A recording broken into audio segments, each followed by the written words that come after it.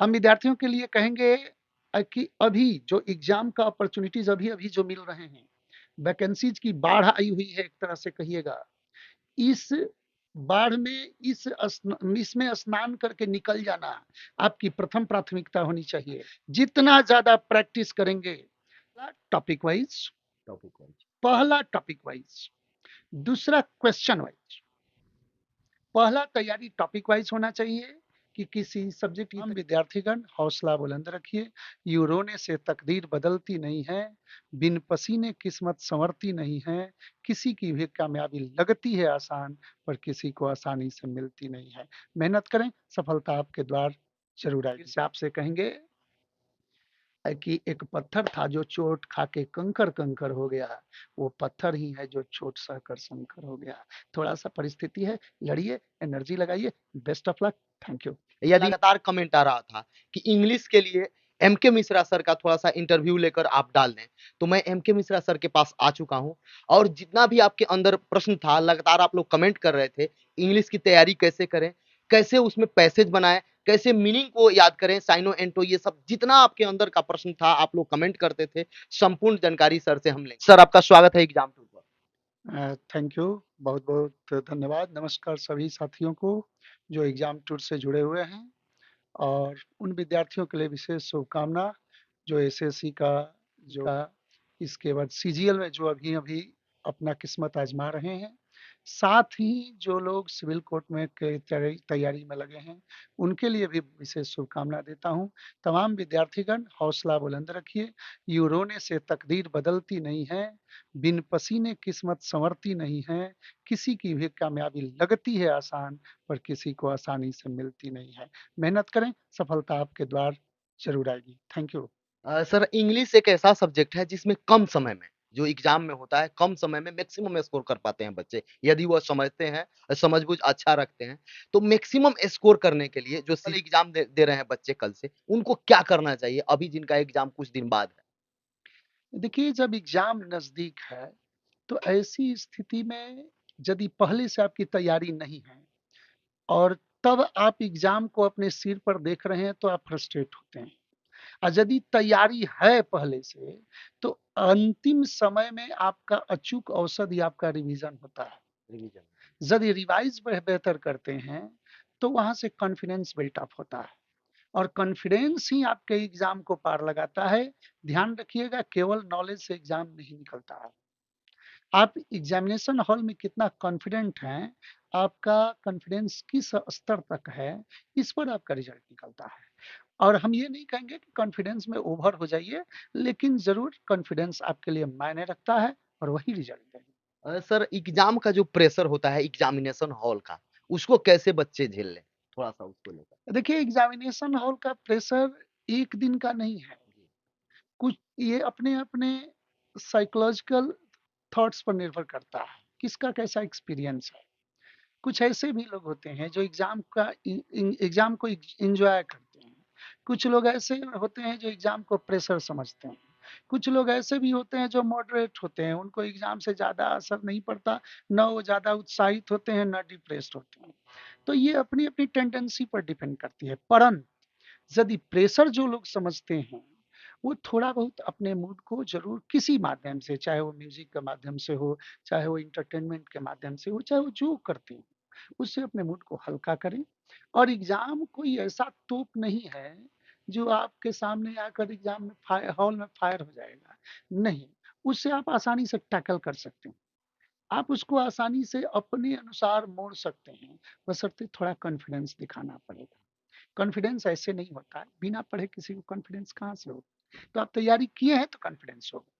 Sir जो बच्चे अभी, चूंकि सीजीएल का तो एग्जाम चल रहा है, सीएचएसएल या जीडी का जो वैकेंसी है, उसको लेकर यदि कोई बच्चे अभी से तैयारी कर रहे हैं, स्टार्टिंग में उनको किन किन बातों को ध्यान देना चाहिए इंग्लिश में, ताकि इंग्लिश उनका बेहतरीन हो जाए? देखिए, सबसे पहले तो हम ये कहेंगे कि उनके पास जो भी सब्जेक्ट है, हर सब्जेक्ट में बैलेंस बनाना चाहिए। अब रहा पर्टिकुलर यदि इंग्लिश का बात करते हैं, तो इंग्लिश की जो कार है, ये 4 चक्के पर चलती है। पहला चक्का जो होता है, उसे वोकैब सेक्शन का कहते हैं, जिसमें आप वर्ड्स देखते हैं, synonyms, antonyms, one word substitution देखते हैं। दूसरा जो चक्का होता है, वो ग्रामर का होता है। तीसरा जो होता है वो लॉजिकल अप्रोच का होता है, और जो चौथा होता है वो आपका कॉम्प्रिहेंशन का होता है। तो इन चारों में जो विद्यार्थी बैलेंस करना सीख जाता है वो एवरेज से आगे स्कोरर हो जाता है। और थोड़ा बहुत यदि वो बढ़िया से तैयारी में पहले से रहा है तो वो स्कोरर बन जाता है, जिसमें वोकैब सेक्शन जितने हैं ये इतने आपके लिए बड़े अपॉर्चुनिटी के चीज होते हैं कि यदि आपको याद है, आपको मालूम है, तो आपका समय भी कम लगता है और एग्जैक्ट आंसर भी निकलता है।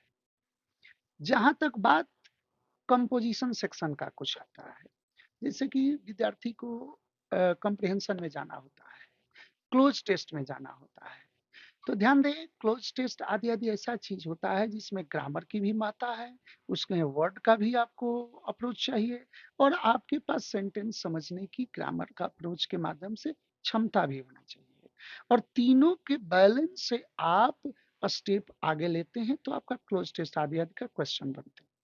इसमें करना क्या चाहिए कि ग्रामर को, वर्ड को, यानी ऑप्शन को ध्यान में रखते हुए 1 से 2 स्टेप आगे पढ़िए, तब आपका क्लोज टेस्ट जो पीछे का सेंस है वो क्लियर होते चले जाएगा। लेकिन 1 से 2 स्टेप, यदि क्वेश्चन नंबर आपको 21 फिल करना है तो आपको 22, 23 के ऑप्शन तक पढ़ते जाना चाहिए, तब आपका पीछे सेंस निकलेगा एग्जैक्ट कि वो कहना क्या चाह रहा था।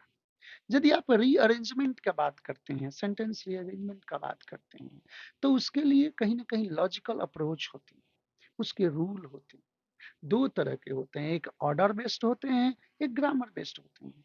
तो ऑर्डर बेस्ड जो होते हैं वो कहीं ना कहीं क्लू पर बनते हैं, जो ग्रामर बेस्ड होते हैं वो रूल पर बनते हैं।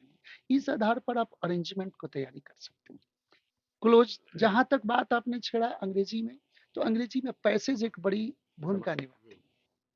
तो देखिए एसएससी आदि के एग्जाम में पैसेज कोई बड़ा ऐसा नहीं कि एनालिटिकल दे देता है, वो शॉर्ट पैसेजेस होती हैं। जिन विद्यार्थी को समझने की क्षमता होती है पैसेज को, उनसे ये एक्सपेक्ट किया जाता है कि वो पैसेज पढ़ेंगे, डायरेक्ट आंसर करेंगे। और जिनके पास ये क्षमता नहीं है, कुछ कम है, थोड़ा वीक है, होते हैं विद्यार्थी, उनमें विद्यार्थी का दोष नहीं है, उनको ऐसा अपॉर्चुनिटी नहीं मिला है कि वो पढ़ सकें बढ़िया इंग्लिश वर्जन को। तो ऐसी स्थिति में उनको सबसे पहले क्वेश्चंस को बिना ऑप्शन देखे क्वेश्चन देख लेना चाहिए, तब पैसेज की ओर इन करना चाहिए। बिना ऑप्शन देखे, ऑप्शन देखेंगे तब तो बायस्ड होकर सोचने लगेंगे कि ये भी हो सकता है, वो भी हो सकता है। तो केवल क्वेश्चन देखें फिर पैसेज देखें। अब यदि ऑप्शन देखेंगे तो उनको डायरेक्ट मिलने लगेगा कि नहीं इसका क्या होना चाहिए था। और ये भी ध्यान रखना है, टाइम मैनेजमेंट बड़ी चीज है, अगर टाइम मैनेजमेंट वीक होगी तो आपके एग्जाम पर असर पड़ेगा। सर एक प्रश्न और है अंत में, बच्चे बहुत जल्द भूल जाते हैं, उस केस में क्या करना चाहिए एक बच्चे लोग? देखिए भूलना और याद करना ये सब ह्यूमन टेंडेंसी है, ये ह्यूमन टेंडेंसी कहें, ये नेचर का दिया हुआ चीज है। यदि आपका मेमोरी यदि ऑलरेडी फुल है तो फिर सेव होने का चांस वहां कम है। थोड़ा सा अपने अंदर से डाइवर्सन हटाएं, डाइवर्सन हटाएं। विद्यार्थी जो डाइवर्ट होते हैं अलग अलग कार्यों में, एक सबसे बढ़िया चीज, मोबाइल जितना वरदान है उतना ही अभिशाप है। जितना उनका सर्किल उनके लिए वरदान है उतना ही उनके रिजल्ट के लिए अभिशाप भी हो सकता है।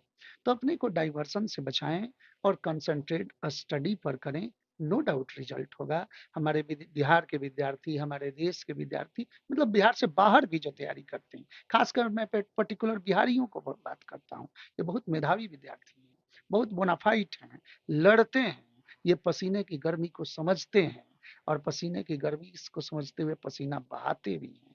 इसलिए मैं कहूंगा कि निश्चित रूप से रिजल्ट होने वाला है। मेरे विद्यार्थीगण रत्ती भर भी पैशंस लूज मत कीजिए, आपके अनुकूल हवा बहने वाली है। सर विद्यार्थियों को आप क्या संदेश दीजिएगा? हम विद्यार्थियों के लिए कहेंगे कि अभी जो एग्जाम का अपॉर्चुनिटीज अभी अभी जो मिल रहे हैं, वैकेंसीज की बाढ़ आई हुई है एक तरह से कहिएगा, इस बाढ़ में इसमें स्नान करके निकल जाना आपकी प्रथम प्राथमिकता होनी चाहिए। लेकिन आपको बता दें कि रिजल्ट दुष्कर नहीं है, लेकिन थोड़ा कठिनाई भरा इसलिए है क्योंकि आपकी यदि तैयारी नहीं होगी तो कहीं न कहीं आपको खता खाना पड़ेगा। जितना ज़्यादा प्रैक्टिस करेंगे, 3 तरह से प्रैक्टिस करें, विद्यार्थियों को मैं अंग्रेजी में खासकर बताऊँगा कि पहला टॉपिक वाइज़, दूसरा क्वेश्चन वाइज़।